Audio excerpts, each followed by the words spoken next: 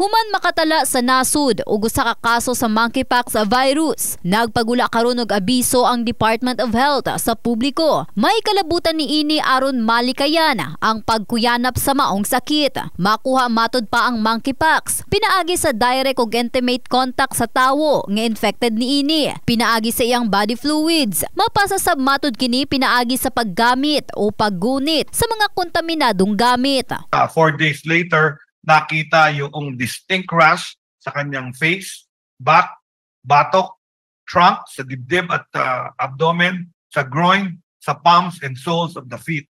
Nakita ang pasyente sa isang government hospital at na-collect yung specimens, and PCR results came back as positive for monkeypox viral DNA. So confirm to. Sagad sa sintomas sa impact sa usa ka tawo mao ang rashes, fever, sore throat, headache, muscle ache, back pain ug low energy.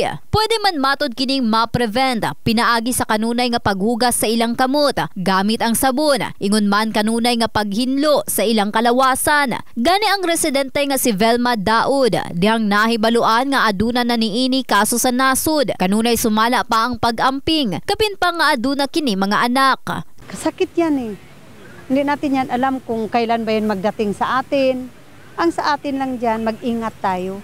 At least, alam natin na pinaalam po sa atin na ganito may darating na sakit, ingat talaga. Yung hinawakan at ginamit ng individual, pwedeng makahawa. So very important kung kayo magkakaroon ng aalagaan sa bahay na nag-isolate, dapat mag-gloves or yung damit niya, ilagay sa sabon. Hindi naman kailangan laban by hand.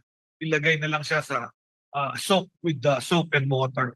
Tulo ka semana ang gina-require sa DOH nga mag-isolate sa ilang panimalay o ospital ang mga taong infected. Samtang City Health Office Jensen, wala pa'y pamahayag kabahin alang sa mga posibleng preparasyon niini. Sa karon padayon matud pa ang pakigkoordinar sa DOH sa World Health Organization alang sa vaccine sa Impax. Human nga wala pa'y available niini sa nasud. Gitataw pa ni Herbosa aron mahibaw-an kung naayon na ang maong sakit ug dili na makatakod. Parang chicken pox, yung bulutong tubig.